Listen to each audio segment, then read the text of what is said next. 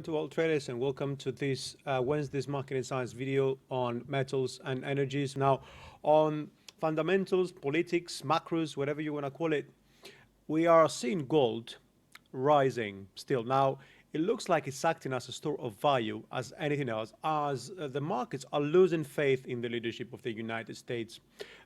Take it, Michelle Obama's statement that Trump is unfit.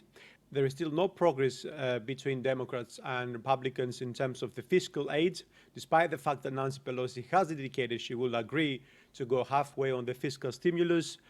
We have the unrest, some sort of uncertainty there in terms of the mail-in voting. That threatens, of course, to undermine the credibility of the election. And last, we've also seen Joe Biden formally being nominated now as a Democratic nominee for US president. That happened last night. This environment pretty much has allowed and allows still the precious metals move higher. The dollar seems to be losing its safe haven status, with equities also rising up. We have the FOMC meetings tonight. If we get a message that reiterates that the Fed will likely, due to the current situation, of course, and to the fiscal stalemate, will likely increase stimulus once again, then we are going to see equities moving higher. And probably along with that, we're going to see the gold moving as well, up as, of course, as we said just earlier, it's been used as a store of value, safe haven, rather than the USD at the moment. And that will continue being the case at least until the coronavirus gets some sort of control, let's say, from the US side. Now, oil, since we've had also some sort of political developments between the US and China, also sanctions were imposed yesterday, if not mistaken, to Huawei from the US. That's adding on the uncertainty in the oil prices. We have oil remaining at elevated prices, and despite the fact that OPEC Plus compiled 95% with oil production cuts in July, we have China coming in and stating that they are preparing to ramp up its crude oil inputs to the United States as per the trade deal that was signed phase one back in February, if not mistaken. Now, we are all expected today the OPEC meeting to give us some sort of guidance. Some analysts believe it will be an uneventful event. Some others believe that it will cause some sort of pullback in the markets, which might be, from a technical perspective at least, validated, because we've been really trading near the 42 level for a while now, but we haven't seen a significant move to the upside. Well, will traders get bored and tired waiting for the breakout and start selling suddenly just to at the end of the day, attract more buyers at lower prices? We're going to see that, how this is going to pan out. Now, in the meantime, we just have to wait to see also what the results for the EIA are going to be later in the session. When I talk about gold, we need to go on the daily, as always, because we are looking at a huge move over here. 1, 2, 3, 4, and 5. I'm looking at 23.26. This is the 161 extension of wave 3 and 4, right? We've done the 100, and I believe on the intermediate degree, since we finished wave 1 and 2, and still since we still move impulsively, we have another wave to the upside, wave 5 in the minor degree, right? That will be part of wave 3 intermediate. I'm expecting that to go around 21.87. And then move lower for wave 4. We could see double top down here around the 1900s. Actually, the 1900s will be my short and medium term validation level, let's just say, right? If we move below that, past that, then we're looking at 7064. 7064 break will be, well, we're going down, which means we're moving for the alternative scenario, which is over here, which it looks at this as an ABC correction, right? So we've got A, B, and C, right? And this is ABC in the primary degree. We've done 1, 2, we've done 3, 4, and we've done also wave 5. Or perhaps we will take out 5 at 21.14, which means, well, this is 1, 2, 3, 4, and 5, or this is 1, 2, 3, 4, and 5 is going to be here, right? Because we still have this sharp decline, and this still remains impulsive. Now, on oil, we can move down to the 4 hours. Oil, there is a number of different scenarios here we can look as well.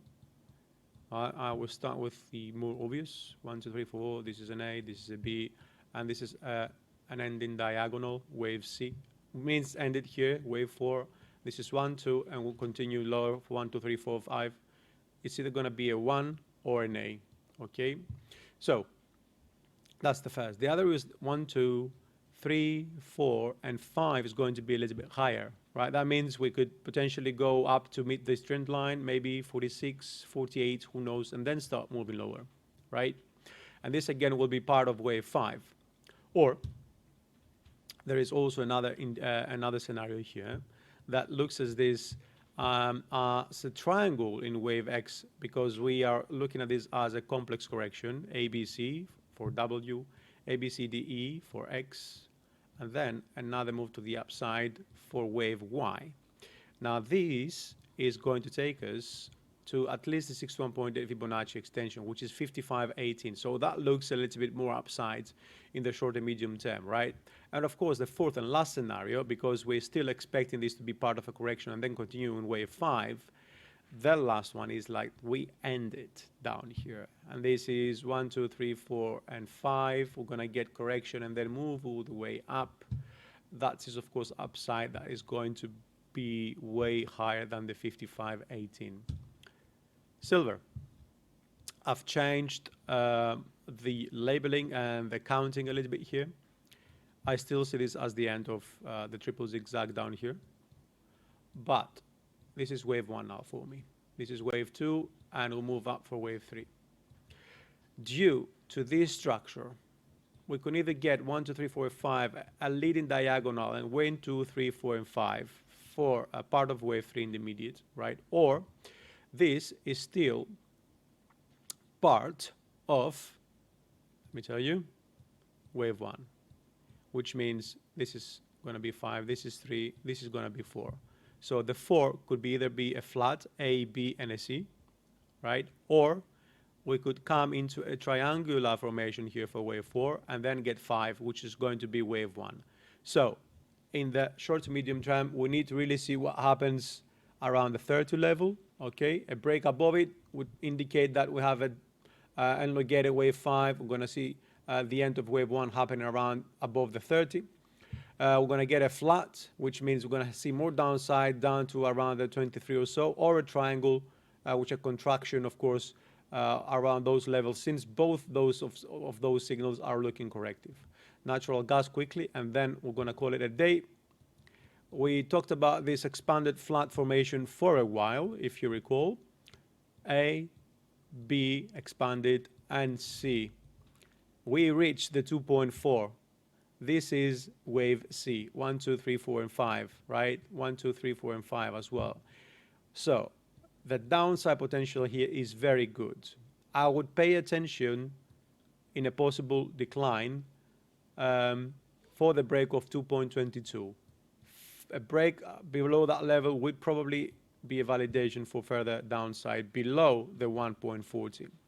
In case we continue higher, this scenario would be invalidated, okay? And what this would mean is that this is wave 3, this would be wave 4, okay, as a triangle, and this would be wave 5, 1, 2, 3, 4, and 5, and ending diagonal, which means this is 1, 2, 3, 4, and 5 as part of wave 1, then we're gonna get 2, 3, 4, and 5, okay? So I will call it a day here. As we just said, pay attention to EIA, the OPEC, JMMC meeting, UK and EU Brexit talks, as well as the EU leaders meeting. So thank you very much for watching, and we will speak again tomorrow.